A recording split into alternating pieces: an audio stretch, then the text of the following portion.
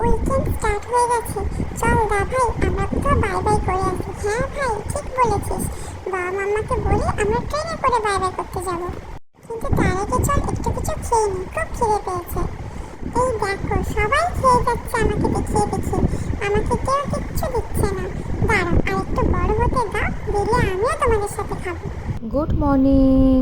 কি করছো তুমি? এটা কার ম্যাট?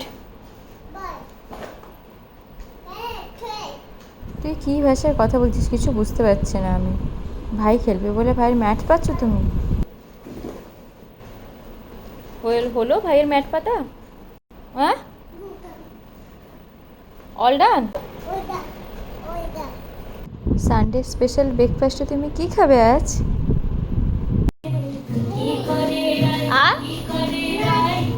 মুড়ি আর নাটস খাবে? ওকে ঠিক আছে, চলো সানডে স্পেশাল তোমাকে মুড়ি আর নাটসই খেতে দেবো আমি আজ। মিশুকের জন্য প্রত্যেক দিনই কিছু না কিছু ব্রেকফাস্ট বানানো হয়। কখনো ফেভারিট প্যানকেক, কখনো চিল্লা, কখনো ধোসা, কখনো ইডলি। কিন্তু সানডেতে ওকে আমি মুড়িই দিই, বেশিরভাগ সানডেতে আর কি। আসলে ও মুড়ি খেতে খুব ভালোবাসে। বললাম ঠিক আছে চলো তাহলে একদিন আমারও একটু বেশ ছাড়ই হয়, ওকে মুড়ি আর বাদাম ভাজা দিয়ে দিই, আর তার সাথে একটু শসা গাজর দিলে ও খুব খুশি হয়ে যায়। আর তার সাথে একটু খেজুর কলা দিয়ে বানানা শেক বানিয়ে দিই। কিচেন থেকে শুনতে পাচ্ছি তিনজনে মিলে চিৎকার করে যাচ্ছে। ভাই ভয় পেয়ে যাবে। কি করছিস তোরা? বাবার উপরে চড়েছিস কেন? হ্যাঁ, বাবার উইকেন্ডে ছুটি না, টর্চার করা হচ্ছে বাবাকে। আবার সে স্মাইল করছে। আস্তে আস্তে বাবা, স্লোলি। ভাই ভাই ভাই ভয় পেয়ে যাবে। এই ছোট, আমি তো ভাই বলছি তুই স্মাইল করছিস? হ্যাঁ নো বাবা, নো ভাই নো। এখন ছোটটাকে উঠিয়ে আবার মিশুকুর বাবার উপরে বসেছে, কি আবদার। আজকে আমাদের ডিনারে যাওয়ার প্ল্যান ছিল, কিন্তু যা বৃষ্টি পড়ছে বাইরে, মনে তো হয় না যেতে পারবো বলে। তাই জন্য ভাবলাম আজকে একটু দুধ চা করেই খাই। অনেক দিন তো দুধ চা খাওয়া হয় না। যদি বৃষ্টিটা আরেকটু আগে থেকে পড়তো তাহলে তো আজকে খিচুড়িই বানিয়ে নিতাম আমি। তবে একটু পকোড়া টকোড়া খেতেও ইচ্ছে করছে, কিন্তু সে তো আর হবে বলে মনে হয় না। এই দুটো বাচ্চাকে নিয়ে পকোড়া করতে গেলে তো বাবারে বাবা, আমারই পকোড়া করে ফেলবে দুজনে মিলে। ওই যে অলরেডি আমি শুনতে পাচ্ছি উঠে গেছে ঘুম থেকে। যাই, চাটা খাওয়ার পরে দেখলাম বৃষ্টিটা কমে গেছে। আর দেরি না করে জলদি বেরিয়ে পড়েছি বাবা, নাহলে বাড়িতে থাকলে দুটোকে নিয়ে তো পুরো পাগল করে দেবে আমাদের। একটু বাইরে গেলে কি এটা সেটা দেখবে, একটু প্লেগ্রাউন্ডে যাবে, খেলবে, কিছু টায়ার্ড হবে, তাহলে এসে তাড়াতাড়ি ঘুমিয়ে যাবে। তাই ঝড় বৃষ্টি তুফান যাই আসুক না কেন, আমি চেষ্টা করি প্রত্যেক দিন দুটোকে নিয়ে বিকেলবেলায় বাইরে বেরোনোর। তাহলে ঘরে থাকলে তো পুরো পাগল অবস্থা হয়ে যায় আমাদের। কত অ্যাক্টিভিটি করাবো, কত খেলাবো বাবারে বাবা। আমরা যখন ছোট ছিলাম তখন মনে হয় না আমাদের বাবা মারা আমাদেরকে বসে এত অ্যাক্টিভিটি করাতো, এত খেলাতো। বলতো তোরা খেল, আমরা নিজেদের মতন খেলতাম, আর তারা নিজেদের কাজ করতো।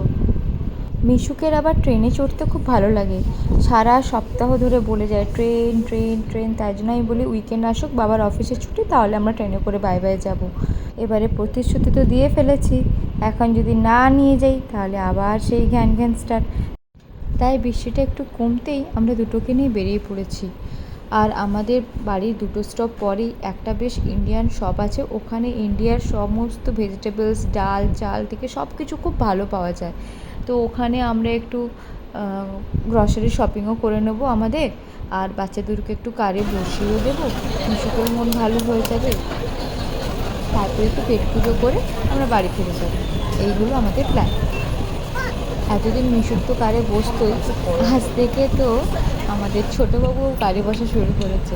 ছোটোবাবু আজ ফার্স্ট কারে বসলো, এ তো খুব হ্যাপি হয়ে গেছে। আমাদের সব কেনাকাটাও হয়ে গেছে, এখনও আমরা পেট পুজো করতে এসেছি। খুব খিদে পেয়েছে আমাদের। আর মিশুকের খাবারটা বেশিরভাগ সময় আমি বাড়ি থেকেই আনি, আজকেও এনেছি। কিন্তু আমরা আজকে তন্দুরি রুটি অর্ডার করেছি যে রেস্টুরেন্টে, ওখানে আটা দিয়ে তন্দুরি রুটিটা বানায়। তো তাই জন্য আমি আজকে মিশুকে তন্দুরিটা দেবো বলেছি। ও তো দেখলাম বেশ ভালোবেসে এই রুটিটা খাচ্ছে।